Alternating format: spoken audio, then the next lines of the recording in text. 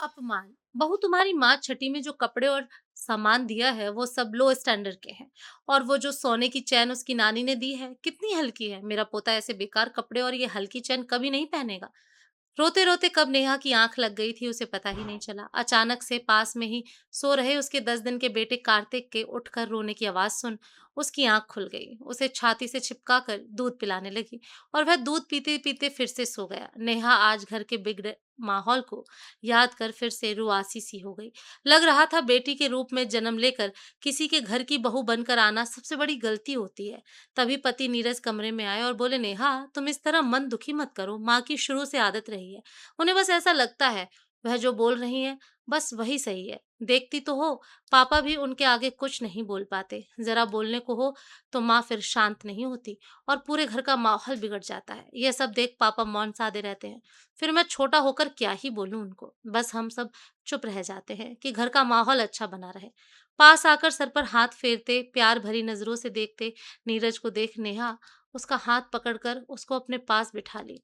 नीरज, आपको भी लगता है क्या मेरे घर वालों की पसंद अच्छी नहीं है और आपने मुझसे शादी करके गलती कर दी? रोते हुए नेहा ने नीरज से पूछा। अरे नहीं नेहा, बिल्कुल भी नहीं। माना कि हमारी अरेंज मैरिज हुई है, पर मैंने तुमसे मिलने के बाद ही शादी के लिए हाँ बोला था। तुम्हें कैसे सोच सकती हो कि तुम मेरी पसंद नहीं हो? बोल तो रहा हूँ, माँ की बात को दिल पर मत लो। अभी तुम्हारा शरीर भी कमजोर है, इन बातों को सोचोगी तो तबीयत खराब हो जाएगी। कार्तिक की देखभाल भी तो तुम्हें ही करनी है, नीरज ने कार्तिक को निहारते हुए कहा। नीरज, एक बात कहूँ, प्लीज मुझे आप अपने साथ ही लेकर चलिए ना। मैं सोचकर तो यही आई थी आपके साथ यहाँ से जाना होगा, पर आपने मुझे यहाँ 1 महीने रुकने की बात कहकर मुझे मजबूर सा कर दिया है। आप ऐसा क्यों बोले? कुछ दिन कार्तिक भी दादा दादी के साथ रह लेगा, पर अब मुझे नहीं लगता कि मैं यहाँ पर रह भी पाऊंगी। 2 साल हो गए हमारी शादी को, मैंने माँ की बात का कभी बुरा नहीं माना, पर इस बार माँ ने सबके सामने मेरे मायके वालों को सुना दिया, जो मुझे जरा भी अच्छा नहीं लगा। आप तो कम से कम मुझे समझिए। नेहा विनती सी करती हुई बोली। नेहा, ये बेकार की बातें मत करो, अब कुछ दिनों तक तुमको यहाँ रहना ही होगा। ऐसे कैसे और क्या बोलकर साथ ले जाऊंगा, जबकि मैंने खुद आगे बढ़कर बोल दिया था कि नेहा और कार्तिक को महीने भर बाद ले जाऊंगा। नीरज खींचते हुए कमरे से बोलकर निकल गया। नेहा सोचने लगी कितनी खुशी थी, वो पहली बार माँ बनने वाली थी। डिलीवरी के लिए उसकी माँ ने बहुत कहा मेरे पास आ जा, अच्छे से ध्यान रखूंगी, पर मायका छोटे शहर में होने के कारण सासू माँ ने मना कर दिया था। वह अपने पास आने को कह रही थी, पर नीरज ने दोनों जगह जाने से मना करते हुए कह दिया कि वह इधर ही रहेगी, क्योंकि इस शहर में दोनों जगह से ज्यादा अच्छी सुविधा है। कोई भी दिक्कत हुई तो डॉक्टर तुरंत मिल जाएंगे। भगवान की दया से नॉर्मल डिलीवरी हुई और बेटा भी स्वस्थ ही था। तब नेहा की सास ने कहा, बहू, बच्चा तो वहां हो गया, पर छठी का आयोजन यहाँ हमारे पास ही होगा। सभी रिश्तेदारों को बुलाकर मनाया जाता है, तो तुम 5 दिन बाद यहाँ आ जाना। जब वह यहाँ आए तो नीरज को माँ ताना देकर सुनाने लगी। जरूर बीवी ने कहा होगा मुझे नहीं जाना ससुराल, तभी तू नहीं आया। आजकल सब बीवी की ही सुनते हैं, माँ की तो कोई सुनता ही नहीं। अरे नहीं माँ, वहाँ सुविधा उपलब्ध थी इसलिए डिलीवरी उधर ही करवा दी। देखो, तुमने कहा तो हम आ गए ना। अब नेहा 1 महीने रहेगी तुम्हारे पास। बिना नेहा से कुछ पूछे नीरज ने माँ से बोल दिया था। छठी भोज में लगभग सभी रिश्तेदारों को न्योता दिया गया था। नेहा के मायके से भी लोग आए हुए थे। उसकी माँ ने अपनी तरफ से कोई कमी नहीं रखी। बेटी की सास ससुर, बेटी दामाद के साथ नाती के लिए भी ढेरों कपड़े लेकर आई थी। नाती के लिए सोने की चैन, झूला, खिलौने, पता नहीं क्या क्या सामान साथ लेकर आई थी। ससुराल पक्ष के सब लोग कह रहे थे नीरज के ससुराल वालों ने कितना कुछ दिया है, पर एक इंसान ऐसा भी था जिससे लग रहा था नेहा के घर वालों ने कार्तिक की छठी के लिए जो भी कपड़े सामान दिए हैं वो सब लो स्टैंडर्ड के हैं। वह थी नेहा की सासू माँ।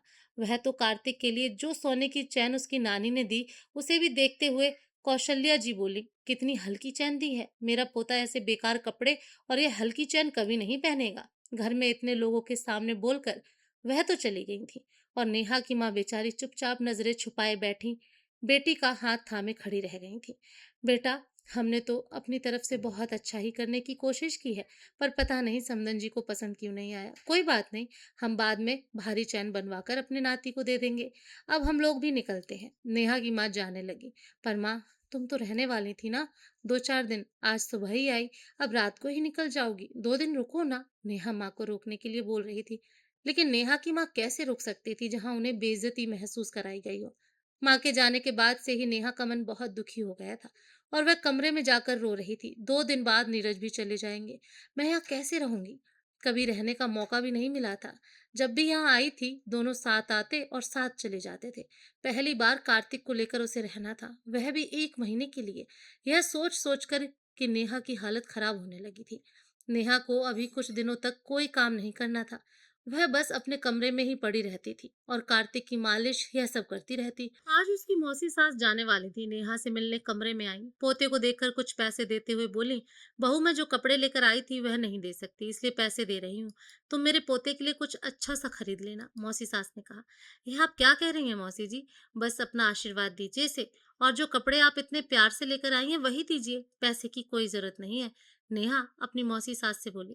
अरे नहीं बहू, तेरी सास को कहाँ पसंद आएंगे वह कपड़े? जब तेरी माँ शहर से इतना सारा और इतना अच्छा सामान लेकर आई, वह तो उसे पसंद ही नहीं आया। तो हम तो गांव से आए हैं, उधर के कपड़े कहाँ तेरी सास को पसंद आने वाले हैं? बस तू अच्छा सा कुछ ले लेना। कहकर पोते को प्यार से निहारते आशीर्वाद देते हुए मौसी जैसे ही जाने को मुड़ी ही थी कि सामने नेहा की सासू माँ नजरें झुकाए खड़ी थी। जीजी, मुझे माफ कर दो, मैं तो सोच भी नहीं सकती थी मेरी कही हुई बात मेरी अपनी बड़ी जीजी के दिल में इस कदर चुभ गई कि वह मेरे पोते के लिए अपने साथ लाया कपड़े देने में झिझक रही है। आप वही दो जीजी जो आप प्यार से लेकर आई हैं, मेरा पोता जरूर पहनेगा।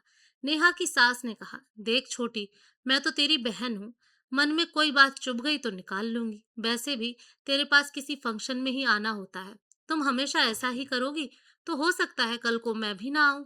हो सकता है तुझे उससे कोई फर्क भी ना पड़े, और यह तो तेरी बहू है और इसके घर वालों का सम्मान करना तेरी जिम्मेदारी है। अगर कल को नेहा नीरज से तुम सबके लिए बुरा बोलने लगे तो ना नीरज बर्दाश्त करेगा ना तुम लोग। फिर इसके घर वालों के लिए इसके सामने ही बुरा बोलकर अपनी बहू का दिल दुखाकर तू कैसे उम्मीद करती है कि वह तेरा सम्मान करे?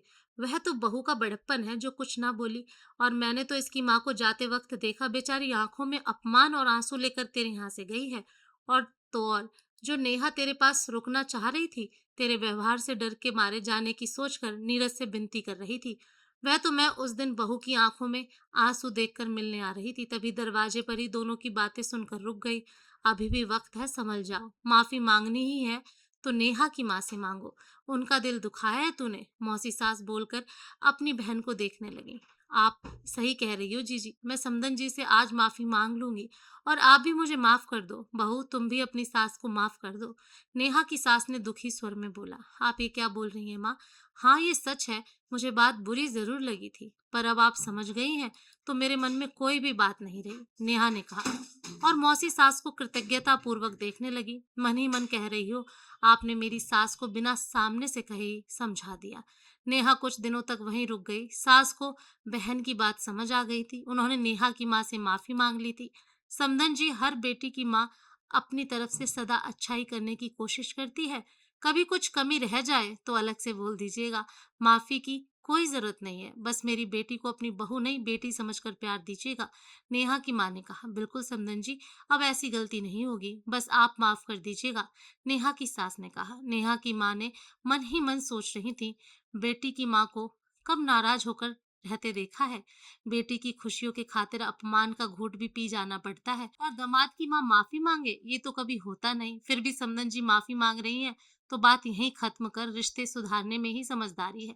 जो रिश्ते भविष्य में बिगड़ सकते थे, ऐसे बिगड़ते रिश्ते मौसी सास ने अपनी सूझबूझ से संभाल लिया था, जो एक माफी से जल्द ही सुधर गए, नहीं तो ये घुन की तरह रिश्तों को अंदर ही अंदर खोखला कर जाते हैं।